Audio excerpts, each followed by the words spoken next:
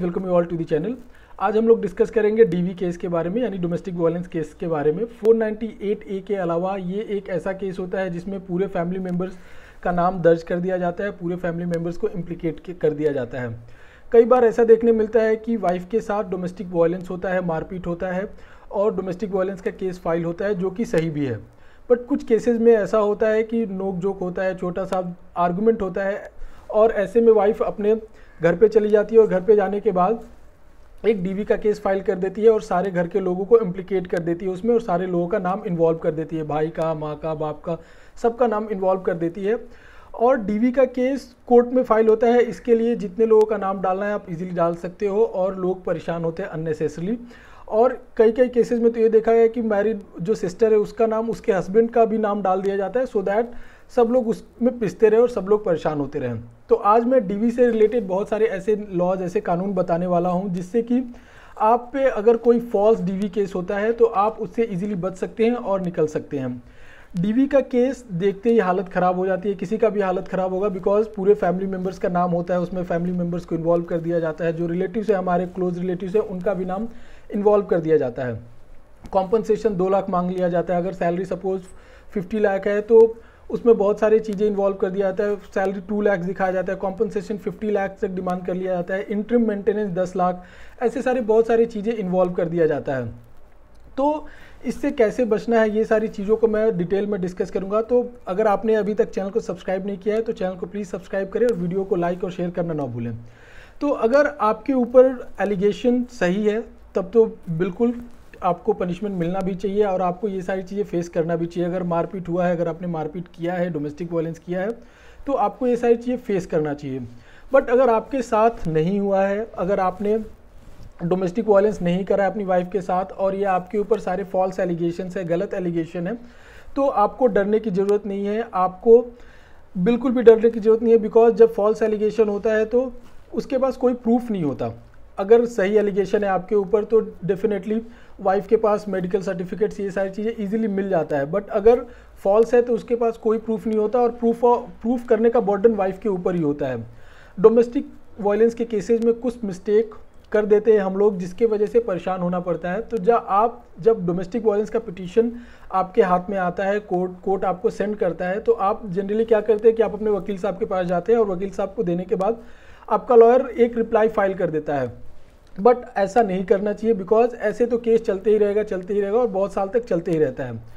तो आपको करना क्या चाहिए, जब पिटीशन आप देखते हैं तो आपको सबसे पहले आराम से बैठ के पिटीशन पढ़ना चाहिए। बिकॉज जैसे ही आप पिटीशन देखते हैं, जनरली होता ये है कि सबका नाम देखने के बाद आप घबरा जाते हैं। आपके भाई का नाम होता है जो दूसरे बिल्डिंग में रहता है, आपके मदर फादर का नाम होता है जो कभी साथ में नहीं रहे, शादी होने के बाद सिर्फ 1 वीक तक रहे, उसके बाद आप सेपरेटली अलग जगह पे रहने लगे, उनका भी नाम होता है, आपकी मैरिड सिस्टर का नाम होता है, आपकी मैरिड सिस्टर के हस्बैंड तक का भी नाम होता है, तो आप परेशान हो जाते हैं। तो इसमें आपको बिल्कुल परेशान होने की ज़रूरत नहीं है। आराम से आपको रिलैक्स मोड में हो के आपको क्या करना है कि एक डिस्चार्ज पिटीशन फाइल करना है।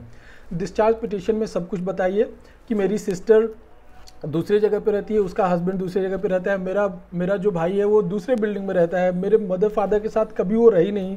ये सारी चीज़ें आप डिटेल में बताइए, बिकॉज डीवी का केस तभी लगेगा, तभी वैलिड होता है जब कोई डोमेस्टिक रिलेशनशिप हो। अगर आपकी सिस्टर आपके साथ आपके घर पे नहीं रह रही है तो डोमेस्टिक रिलेशनशिप में वो नहीं आता। आपका ब्रदर इन लॉ आपके घर पे नहीं रह रहा, आपके साथ नहीं रह रहा, तो डोमेस्टिक रिलेशनशिप में बिल्कुल नहीं आता। सेम अगर आपके मदर फादर नहीं रह रहे हैं तो डोमेस्टिक वायलेंस का जो केस है वो नहीं बनता, क्योंकि डोमेस्टिक रिलेशन स्टैब्लिश नहीं हो रहा। तो ये बेसिक चीज़ें हैं जो हमको ध्यान में रखना चाहिए, जो पार्टीज़ को मालूम नहीं होता। और पार्टीज डायरेक्टली क्या करती है कि ऑब्जेक्शन फाइल कर देती है और ऑब्जेक्शन फाइल करने के बाद केस चलते ही रहता है। फिर क्या है, तब तो आपको झेलना ही पड़ेगा और बहुत काफ़ी लंबे टाइम तक डीवी का केसेस चलते रहता है।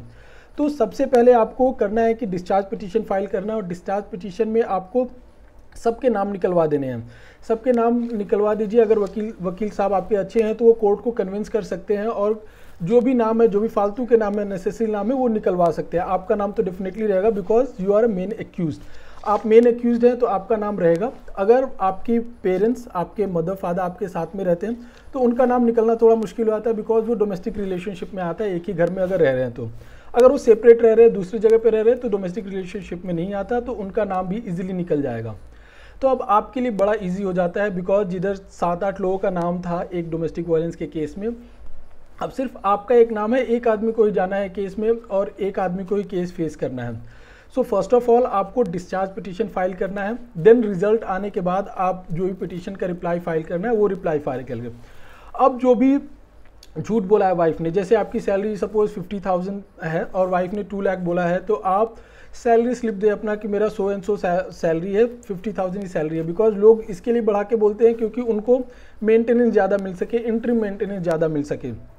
और जो भी झूठ बोला है उसका काउंटर आप कीजिए।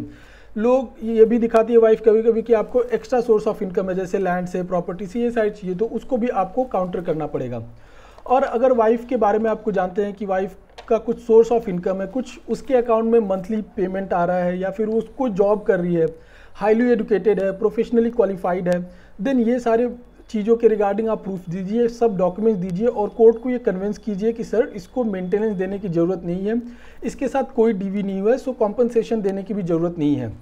अगर वाइफ ने डीवी किया है, अगर फैमिली आपके मदर फादर के साथ, किसी के साथ, अगर आपकी मदर के साथ उसने डोमेस्टिक वायलेंस किया है, गाली गलौज किया है, कई बार होता है कि जब ऐसे रिलेशनशिप में ख़राब होने लगते हैं तो गाली गलौज होता है, पेरेंट्स का इंसल्ट होता है, पेरेंट्स के ऊपर कभी कभी हाथ भी उठ जाता है। तो ऐसे में आपको अपनी मदर की तरफ से एक डोमेस्टिक वायलेंस का केस फाइल करा देना है। बिकॉज अगर आपका जो आपने पिटीशन फाइल करा था, डिस्चार्ज पिटीशन, उसमें से अगर आपके पेरेंट्स का नाम नहीं निकला, आपकी मदर का नाम नहीं निकला, इट मीन्स कोर्ट ने ये माना है कि आपकी जो मदर है वो एक डोमेस्टिक रिलेशनशिप में आपके वाइफ के साथ थी। तो आपको क्या करना है कि मदर के साइड से एक डीवी का केस फाइल करा देना है और mental cruelty and physical cruelty के बेसिस पे केस फाइल करा देना है, टॉर्चर के बेसिस पे केस फाइल कराने के बाद कॉम्पनसेशन क्लेम करना है। तो ऐसे में आप खुद को प्रोटेक्ट कर सकते हैं, अपनी फैमिली को प्रोटेक्ट कर सकते हैं। अगर आपके साथ डीवी हुआ है तो ये बहुत गलत है और आपको अब अपने मदर के साइड से फाइल करा देना चाहिए, सो दैट आपका अगर डीवी का केस दोनों साथ में अगर चलता है तो आपको रिलीफ जल्दी मिल जाता है। और अगर वाइफ के साथ डोमेस्टिक वायलेंस हुआ है तो उससे डेफिनेटली डोमेस्टिक वायलेंस के केस फाइल करने चाहिए। बिकॉज अगर आप फाइल नहीं करेंगे डोमेस्टिक वायलेंस के केस तो क्या होगा कि आपके साथ वो वायलेंस बढ़ता ही रहेगा। तो ये सारे स्टेप्स थे जिसको मैंने बताया आपको कि अगर आपके ऊपर फॉल्स डीवी का केस लगा है, अगर फॉल्स केस चल रहा है आपके ऊपर, तो आप कैसे बच सकते हैं डीवी के केस से। तो आई होप ये वीडियो आपको समझ में आया होगा। इस वीडियो से रिलेटेड अगर कोई भी डाउट है तो आप कमेंट सेक्शन में पूछ सकते हैं। Thank you.